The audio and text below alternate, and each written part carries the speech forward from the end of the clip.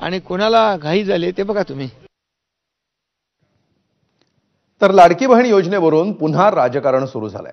लाडक्या बहिणींना 2100 रुपये देण्याचं आश्वासन महायुती सरकारने दिलं होतं, याची आठवण करून देत संजय राऊतांनी निशाणा साधलाय। तर 1500 रुपये देऊन सामाजिक परिवर्तन झालं का असा सवाल सुप्रिया सुळेंनी उपस्थित केलाय।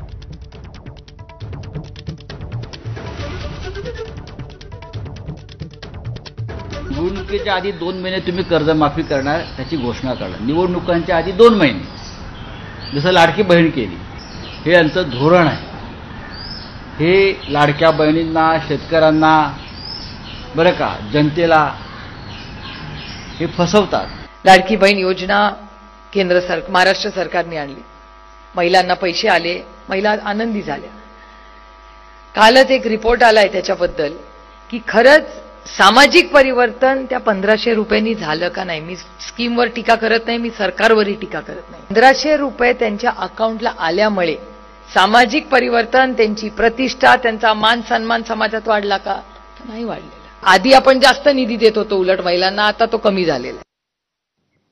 तर शेतकऱ्यांच्या कर्जमाफीवरून विरोधकांनी सरकारला घेरलंय।